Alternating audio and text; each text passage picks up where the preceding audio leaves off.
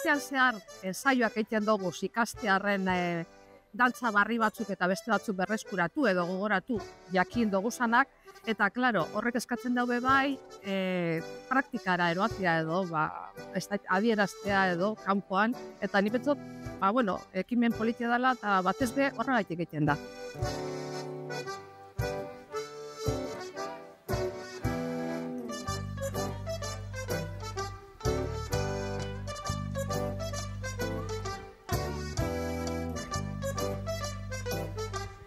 Danetari dauz, gaztetxoepe badauz, baina gehienak helduek gara. Eta helduek erantzunkizun asko daukagu. Orduen, aldogun neurrien nik uste dut erantzuna ona dala. Gentea normalian prest gauz, ikasi duguna praktikan jartzen. Baina, sarretean okertzen da eta utzunen batzuk egoten dire.